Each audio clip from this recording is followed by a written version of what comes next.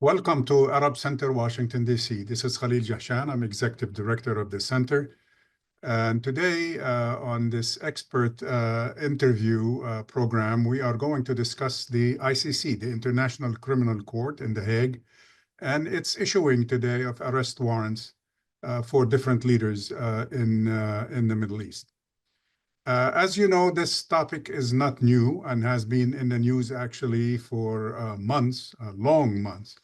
But today, the International Criminal Court issued arrest warrants, actually, for both Prime Minister Benjamin Netanyahu of Israel and his former Defense Minister, Yoav Gallant, accusing them both of war crimes and crimes against humanity in Gaza, and dealing kind of an extraordinary blow, if you will, to Israel's global political diplomatic standing as it presses on with different wars on different fronts, in multiple fronts in the region.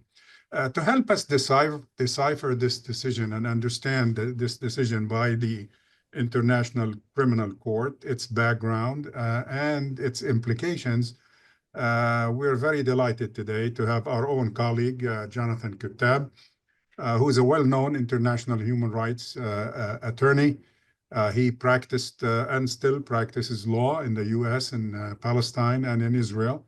And many of you who know Jonathan know that he basically holds a JD, Doctor of Jurisprudence, from Virginia Law School, practiced law in the United States, and then practiced also in Palestine and Israel. Today, Jonathan serves as Executive Director of Friends of Sabil North America, and also is a Senior Non-Resident Fellow here at Arab Center, Washington, D.C. Jonathan, welcome, and appreciate your taking time of your busy schedule to help us understand this very, very important issue today. Thank you. It is indeed very important. It's a historic occasion.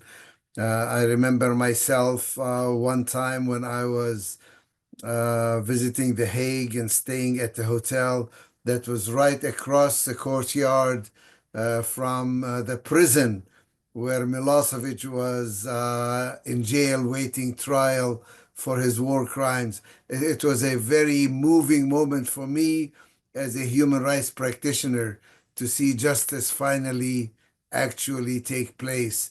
So I have this kind of feeling about the current moment. Yeah, thank you. Let me begin basically by, again, reminding everyone that the decision or the arrest warrants issued today were issued not only against Netanyahu and Gallant, but also one leader of Hamas, Mohammed Daif, whom we don't know whether he is actually dead or alive, because the Israelis have announced his demise actually months ago, earlier in the conflict in Gaza, but he was also mentioned in these warrants. But let's start with the basic kind of announcement that was issued today by the court. It said essentially that despite Israeli challenges to the jurisdiction of the court, why did Israel challenge the jurisdiction of the court to start with? What's bugging them about this? Well, for a long time, Israel's major defense against these crimes has been that there is no jurisdiction, that the ICC, the International Criminal Court, lacked jurisdiction on a number of counts. These arguments were made before and were all rejected before. It's particularly interesting that the most powerful argument against jurisdiction, which is the complementarity of the High Court, which means that this High Court only operates when local national courts are unwilling or unable to deal with the crimes involved. Now, the Israelis all along knew that they could avoid or reduce the chances of ICC intervention if they actually pretend, at least, to be looking into these allegations themselves. But Israel, particularly Netanyahu, has actively refused to allow even an investigation into Mhm. these allegations under Israeli courts. Therefore, he undermined basically his only defense. And essentially, what he succeeded in doing is delayed the process, right, for months. He didn't win anything in this No, he tactical. didn't, but he was always counting on external political pressure, particularly Hmm. from the United States, Uh-huh. to allow him to have a kind of immunity from a prosecution. In fact, the United States did indicate several times that it will, in fact, try to defend him, that they will even sanction the court itself and its judges and its prosecutors, make them the object of their own wrath, deny them visas, freeze their accounts, etc. And we may see all that coming up, in addition to personal attacks on them and on their families. We have never seen anything like this, I think, in international law, that the country would actually threaten the judges and tell them, we know your families. It will be bad for you if you pursue this matter. Is the U.S. a member of the court? No, it is not. Yet it basically took sides against the court in this case, siding with Israel. And today, after the announcement by the ICC, I think the official response from the Biden administration is that the U.S. rejects in total this decision by the court, and again challenged, if you will, its jurisdiction, as if the court is not entitled to issue this. Correct? Correct. That is the correct posture. That is the posture of the United States government. But that posture has also been undermined by the fact that the US welcomed the intervention of the ICC in the case of Putin, and issuing a warrant for his arrest, which is really interesting because that was done very quickly, within a month. And here we have been awaiting these arrest warrants since May. We have been awaiting to see what Right. would happen, whether the ICC will, in fact, submit to the tremendous political pressures that were placed upon it. Jonathan, one more question about the U.S. Is there fear on the part of some in the U.S. government on a bipartisan basis that somehow, if the ICC begins to hold accountable countries that have committed war crimes in different parts of the world, maybe the U.S. itself might be liable to this type of charges? Because I look at a strange statement today by Senator Graham, in which he said, essentially, and I'm quoting him, we have to fight the ICC, and unless, if we don't do that, we are next. What is he talking about? That is the argument that is sometimes used. And the fact is that the United States have always felt that it was above the law because its own ethics, its own judiciary, its own values are such that international law is for everybody else, not for us. That has been generally the posture of the United Right. States But all along. essentially, if the United States, if we abide by international law, by the norms of international law, the rules of war and humanitarian law under war, we have nothing to worry about. I mean, this seems to be like a red herring as an argument, isn't it? That is true. That is true, because the United States certainly isn't saying that it is violating international law itself. Exactly. And it is really curious that in this case, the court went out of its way to say that there is evidence, not only to try these two people for war crimes, but that they actually deliberately and actively were pursuing these policies. It's not that they happened to allow hunger to be used as a weapon, that they actively used hunger as a weapon, and that the few times they allowed a little food in, it was conditional and it was under pressure. from the US or from international opinion rather than fulfill its own obligations. Let me make this point a little more Sure. clear, if I may. Go ahead. International law says that an army of occupation has an obligation to provide food and basic essential services for the life of the civilians: food, water, medical supplies.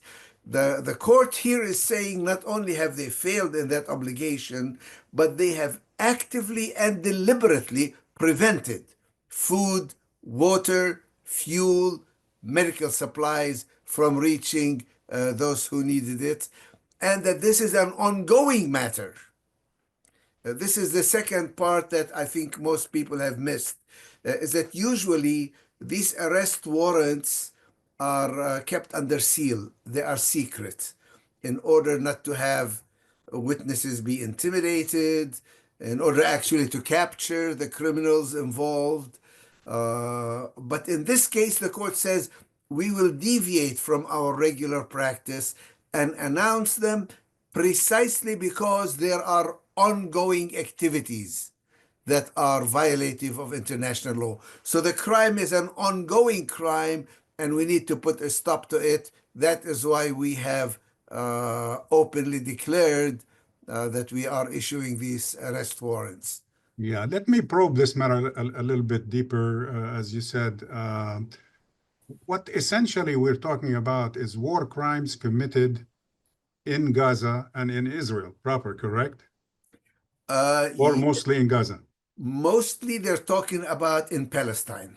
I see. And the use of the terms is such that Israel is worried that this does not only include their crimes in Gaza, but that it may include crimes that they are committing in the West Bank as well. Yeah, because the Israeli definition, for example, of Jerusalem, it's part and parcel of Israel, but the court does not consider that. We've seen it from past, No, of course, correct. decisions. So the geography here is an issue, whether we like it or not.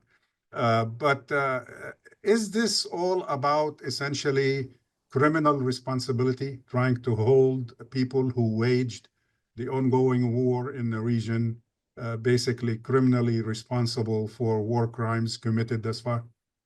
Well, that is certainly a part of it, but it's also, I think, for many countries, it is the entire international world order, international law is under attack.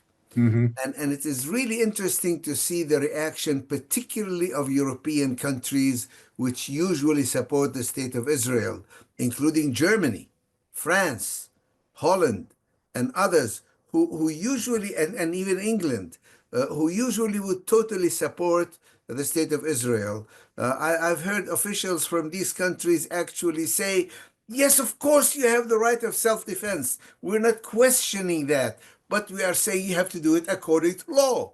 There are regulations. You cannot just ignore international law. You cannot use starvation as a weapon. You cannot commit war crimes while you are carrying out your right of self-defense, which you are claiming. So this is really interesting that for many European countries, the issue here is international law itself, Yes. and whether it continues to mean anything.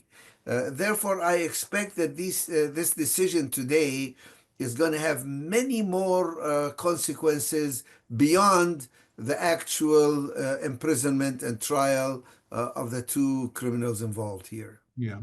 We'll get in a couple of minutes more toward to discuss this particular issue, the implications in the future. But you mentioned the word starvation, and I'm just curious about that. First of all, explain what this crime is here. When you say starvation as a weapon of war, what does that mean? And Well, how does that impact, or is that practiced in Gaza? that has certainly been practiced in Gaza. We have even seen the United States government itself tell Israel that you are actually starving people, and that this would be by blocking humanitarian aid. Uh, Speaking here, speaking here specifically about water, and food supplies, that you are violating U.S. law as well as international law. Mhm. Because the U.S. law requires us to stop providing you with weapons if you are preventing humanitarian aid from reaching the people of particularly the north of Gaza. That appeared in the letter of the State Department where there was a threat to withhold military equipment, which was not actually carried out by the administration, even though they gave Israel 30 days to comply, and they didn't comply. So essentially, then what we're talking about, as you just mentioned, you mentioned the humanitarian aid, you mentioned food, you mentioned water. Of course, I think this decision probably also includes medications, They medical talked about supplies, medical supplies, and they also talked about fuel. fuel, electricity, generation of Fuel and electricity. electricity, And yes. since Israel supplied in the past, if you will, the fuel and the electricity to the Gaza Strip, and then it stopped. Does this govern a particular period of time? Are we talking about the beginning? We all know, October We're talking 2023, only up to May May of of this this year. year, right? Yeah, Yes. May 24. Well, since Um, that time, additional crimes have been committed, as you know.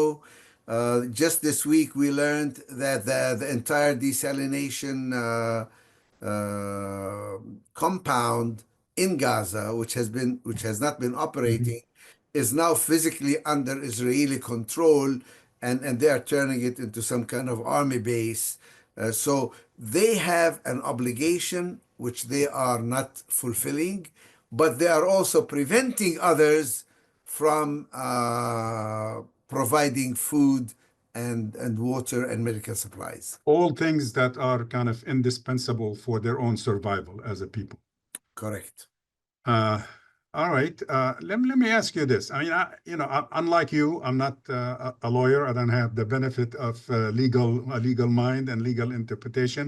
I'm curious as to why the emphasis on starvation. To me, as a layman, when I look at what's happening or continues to happen in Gaza, I look at the 44,000 people killed, most of whom are civilians.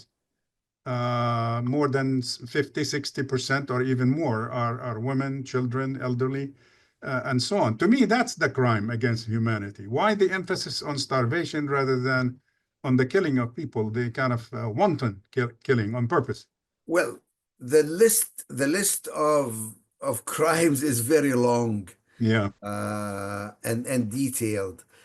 However, starvation is one of the most blatant and easiest to prove of the crimes, because when they drop a bomb and it kills 100 civilians, they will always claim that there was a high level military target there. There was a command and control center underneath the hospital. There were weapons that were being hid among the civilians. But when you're talking about food, about water, when you're talking about starvation, there can be no excuse. There can be no defense to the crime. And it is stated that this is done with the deliberate intention of killing people. So this language is the same language that is used in the Genocide Convention. So they are actually saying you are guilty of genocide. That Yeah. is why we are issuing these warrants against you now. Uh, in terms of basically the responsibility and the significance, if you will, of this finding, uh, practically speaking, how is this going to impact those people who have been served these arrest warrants? Okay, before we get to that, Mhm. I think we need to keep in mind that only two warrants were actually publicly discussed. Yes. The Do you big think there are more? Oh, yes. I'm pretty sure there are more. And in fact, the Israelis are worried that there may be other arrest warrants that have already been issued, but which are being kept secret for individuals who are much lower ranking people and for additional crimes that were not mentioned in these warrants. So now every Israeli high official, both military and political, needs to think twice before they travel to many of these countries, because there could be warrants waiting for them, particularly in European capitals, where they always travel, usually without thinking twice about it. Now they have to start thinking, is there a warrant waiting for me which is being kept secret? Two of these warrants have been declared publicly and openly, but there may be other warrants for lower ranking officials and for additional crimes. I know for a fact that Al-Haq, the organization I'm involved with, has submitted a large number of files against a large number of officers and individuals who are criminals and who have committed crimes. We have submitted that information to the ICC as well. I think our listeners and viewers might be interested in the fact. I mean, this war hasn't only been fought on the battlefield, but it has also been fought online.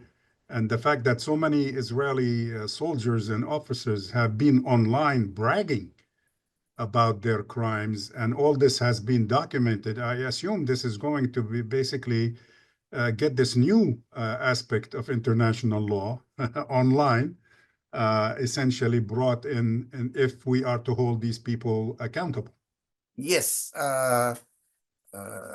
Legally speaking, one of the hardest elements to prove, particularly in cases of genocide, is the element of intent.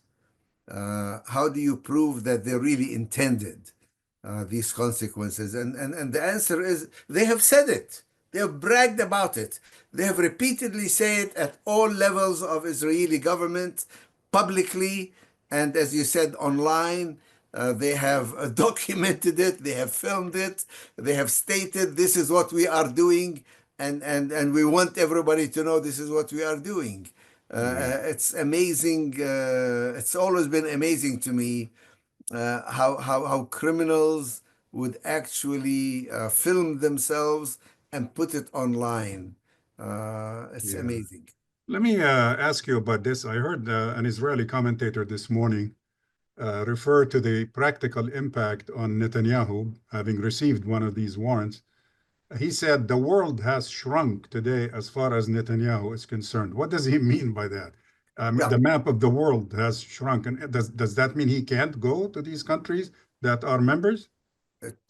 Well, many of these countries have already publicly stated, if he comes, we will in fact implement the decision, and we will arrest him. Including the majority of U.S. allies in Europe. Yes, the EU position has totally. been very clear. There's only one country, which is Hungary, that says it disagrees with the decision, but it hasn't said we won't implement it. They have said we disagree with it, but they haven't said we will not arrest Netanyahu if he comes. So yes, if I were Netanyahu, I would not be traveling anywhere anytime soon unless he takes a direct flight to the United States. Putin felt a little bit constrained also when the warrant was issued against him, although Putin lives in a country which has 9 time zones, he can travel anywhere within that country. Israel is a very, very tiny, small country. So for Netanyahu not to be able to travel as he wishes to international conferences here, there, and everywhere, I think will be a serious restriction on him and on other Israeli officials as well. Excellent.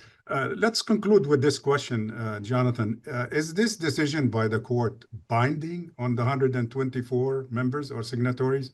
Yes, under the rules of the Rome Convention, countries should... That's the 1998 statute, or a different? It is that It's statute, the founding that basis of created the ICC. the International Criminal Court, 1998. But it even goes beyond that. because it's not just an issue of arresting these individuals. I think that many countries, particularly in Europe, will find it hard certainly to provide weapons, certainly to be engaged in normal activities with a country which is uh, being actually sued and whose prime minister and whose defense minister are in fact wanted criminals, fugitives from justice. Now, I think that many people in Europe who have been protesting and calling for a ceasefire will now be emboldened to take additional actions against the state of Israel. When we talk about a country becoming a pariah country, Right. it has consequences beyond the specific personal criminal charges against Netanyahu and Gallant. Uh, Thank you so much, Jonathan. It's amazing that we already are out of time for this short program. Appreciate again your taking time of your busy schedule to be with us and help us understand this very complex and very important, I think, development that, as you said, has a lot of implications for respect for international law in the future. And a word of thanks also to our listeners and audience for joining us today at Arab Center, Washington, D.C. Good day, everyone.